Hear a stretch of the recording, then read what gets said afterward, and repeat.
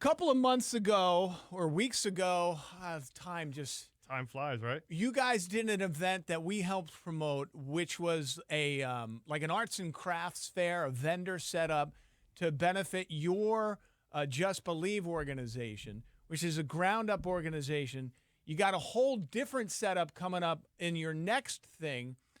First off, share again with us what Just Believe is trying to do in our area. Go ahead. Yeah, so what we're trying to do is we're trying to build a transitional home in our community. So this is our first time to actually do something. We got land donated from the Leary family, and we decided we're going to build a 4-bedroom home on this property, which is so exciting for us. And By transitional home, you mean people who are literally homeless now, people that finding a place to go to put something under their feet to get things together. Correct. Yeah, people that come through our Code Blue program, which actually will be starting this Sunday.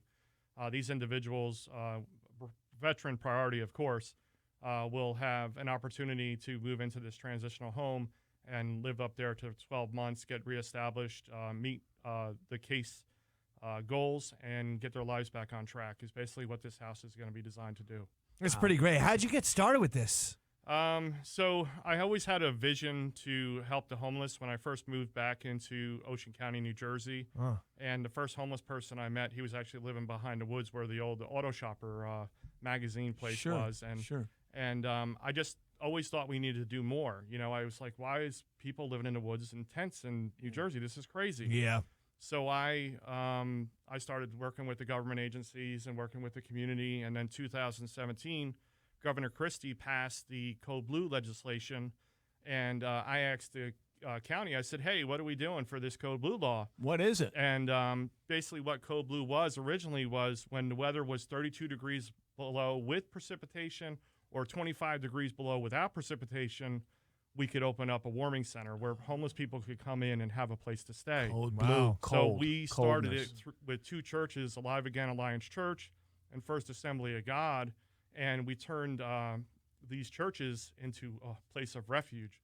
But I was like, we got to do more. So we started inviting in other nonprofits that did help for like getting them into housing, getting them into rehab, getting them into mental health services, getting them plugged taking into care of the root veterans. cause as to why people do end up homeless. Right. So we started doing that. And then Terrence Turnbach and Lori Hurrick became council people in Toms River, and I developed a relationship with them. And I asked Lori, I said, it was actually on a fundraiser, and she said, did you ever ask the township if they have a building you can use? Yeah. And I said no. And sure enough, we asked, and they gave us the township building, and we started utilizing the township building, which is 2 stories, 5,500 square feet, Yeah. and turned it into a bigger center to actually help the individuals get more help. So Wow, the cool. program expanded, and then the government started to put their arms around it too. So today, there's funding in place in Ocean County to help the homeless, and there's more sites open now. So I say hats off to everybody getting involved to make it happen. It wasn't just me being the spark. I don't want to take all the credit, but it takes a lot of people to make this happen. Yeah, but once the ball is rolling, the guy who gets it rolling can say, hey, man, this ball is rolling. Let's keep pushing it all together as a community to keep it going. Yeah, And that's you. Let me ask you this. How can we help?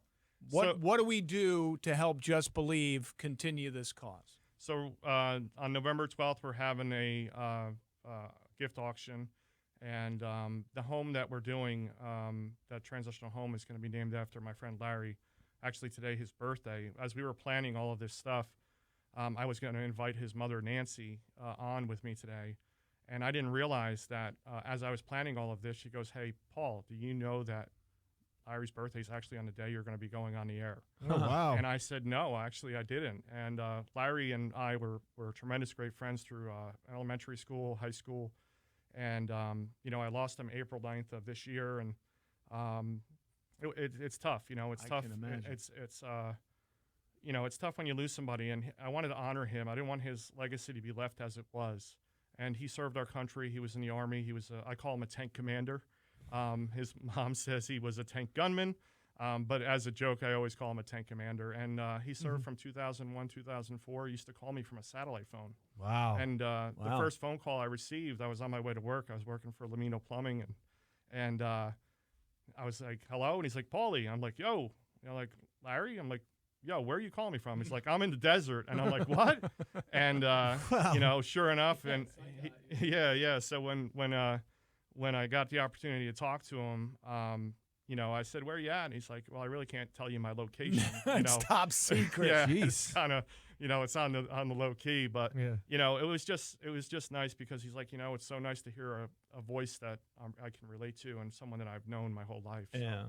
Now, we what were- happened with did Larry have a home when he came back, or what was he homeless or? Larry came back and he moved back from Colorado once he left active duty. He moved back. He went to Panco Tech and Uh-huh. he was staying with his mom, and he was trying to get the puzzle pieces together, but he also suffered from PTSD. Okay. And he was in and out of the VA for Sure. a long time, and he would get the help he needed, and then when he came back, he goes right back in the same environment. Tried to move into sober living homes, and Mm-hmm. I worked with a few different nonprofits trying to help him because he was active duty, and some of the housing fell through because of some of the checkered past that he had. So I see. unfortunately, It's kind of you put one or two steps ahead, and there's three back that are trying to pull you Yeah. back in the other direction. yeah, and it was really tough. But I don't think it was a lack of effort from him or a lack of effort from us. But I think that after he lost his brother, he's had a lot of loss in his life. His brother died about 4 years ago, and he was just never right after that. And Last time you were on the air with us, we talked about a fundraiser that you were doing with the vendor fair, and it got so popular, you felt so much support from the community, you had to open it up to a second day. yeah, Now, this gift auction that you're doing, when is it? Where is it? Tell us more about it. so it's November 12th, Lakehurst Community Center, same place, Same place. 207 Center Street. It's only going to be one day, and we're going to have food trucks there. We're going to have you guys there.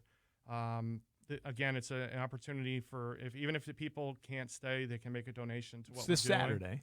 And it's this Saturday, and we're trying to get this done. Code Blue's right around the corner for us, so we'll be starting this Yeah. Sunday. And I stay there every night. This is my 6th year of doing it, and we're just ready, and we're hopeful that those who are listening, if you want to join us, go to justbelieveinc.org if you can't make it, Sure. and support us through there. You can learn a lot more about our organization on our website too, at justbelieveinc.org. All of our financials is on there. Everything about us. We're very transparent. We let people know what we're about, and follow us on Facebook too is another key way, because we do a lot of live videos and stuff. And when it's below 20 degrees, we do actually what we call as a sweep. So we go out into the woods and we find individuals and invite them in and get them out of the cold, because we don't want people to die out in the woods. Yeah. So. Yeah, absolutely. I mean, in our area, in our state, it seems really disingenuous to drive past some woods and wonder why are those people in there, and then not do anything about it. Here's an opportunity, a local grassroots Ocean County organization that is doing something about it. JustBelieveInc.org, right? Yeah. Cool. Saturday, Rockin' Robin Lane is going to be there with the Rat Pack. We certainly hope you can join us and Just Believe in Lakehurst on Saturday. Paul, we appreciate what you're doing and how you got called to it and how you're answering that call, man. Thanks. I appreciate you guys giving me the opportunity to come in and share my heart, and also to honor my friend. Today's his birthday, so happy birthday, Larry, in heaven. Absolutely. We love you. We miss you. And I hope I'm making you proud by doing what I'm doing for you. I'm sure you are. All right, man.